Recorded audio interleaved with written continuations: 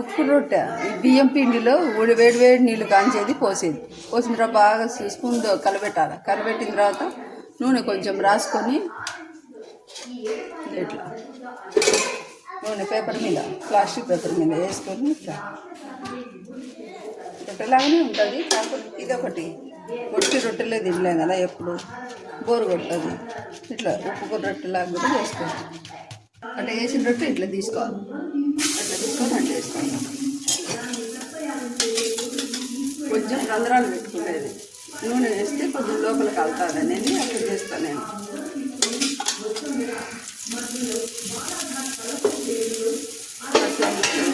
ఆవిరికి కొంచెం అట్లా రొట్టె కాలుతుంది. అయితే ఎక్కువ మాడదు, కాకపోతే తెల్లగా ఉంటుంది రొట్టె. ఎంతో టేస్టీగా ఉండే ఉప్పుకూర రొట్టె రెడీ. దాంట్లో కాంబినేషన్ కొబ్బరి పచ్చడి, కొబ్బరి చట్నీలో పెరుగు వేసుకోవచ్చు, నెయ్యి వేసుకోవచ్చు. రోజు లాగే కాకుండా ఇట్లా కొత్తగా ట్రై చేయండి. Thank you for watching.